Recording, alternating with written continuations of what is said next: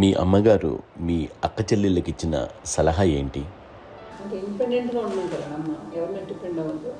మీ పిల్లల్ని నువ్వే జాగ్రత్తగా నేర్చుకో, ఎవరినైనా చేయకు, డిపెండెంట్గా పెట్టద్దు అని ఆవిడ మాకు బాగా ఎప్పుడు ఎక్కువ చెప్తుండేది. నేను నాకు కొంచెం టఫ్ టైమ్స్లో కూడా ఆమె నీ పాటి నువ్వే ఉండాలి, ఎవరి దగ్గర ఉండదు, ఎవరింట్లో ఉండదు, మా దగ్గర కూడా ఉండదు, నీ ఇద్దరు కుటుంబం నువ్వే ఉండాలి. అది కష్టం కదండి అట్లా చెప్పడం. చెప్పారు, చాలా తక్కువ చెప్పారు. బట్ నాకు అదే ఇచ్చే ధైర్యం. ఇండిపెండెంట్గా అట్లా ఒకరి దగ్గర ఉంటే నీ గౌరవం తగ్గిపోతుంది, ఎక్కడ ఉండదు.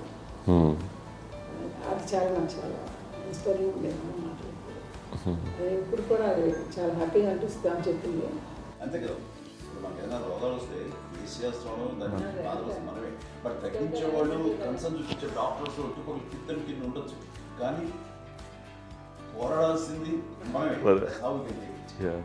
నాకు సార్ కొంచెం ఏదో ఒక డిప్రెస్డ్ ఇదేదో వస్తాయి ఫేజ్ ఒకటి, నేనేదో ఇంకా మా అందరి నుంచి నేను సపరేట్ అయిపోయినట్టు ఒక సిచ్యువేషన్ వచ్చినప్పుడు అమ్మ నన్ను పట్టుకుని I'm there for you, yes ఎవరు నువ్వు అన్నా ఎస్ అన్న ఫ్రెండ్స్ కానీ ఎవరైనా సరే ఎప్పుడు కూడా అలోన్గా మటుకు అనుకోకు, నేను నాన్న ఆవిడ నన్ను పట్టుకొని ఇచ్చిన అఫెక్షన్ లేదా ఫీలింగ్ అసలు బలం అన్నమాట. ఇంకా ఏంటంటే ఏమన్నా చేయగలను నేను, పర్లేదు లైఫ్లో నాకేం ఏదైనా సాధించగలను అని ఒక భరోసా తల్లి దగ్గర నుంచి రావడం అనేది నాకు ఎవరు అవసరం లేదనిపించింది. అంత స్ట్రాంగ్గా ఆవిడ support, very strong, very practical. అంత స్ట్రాంగ్ చేసింది నాన్న చెప్పండి.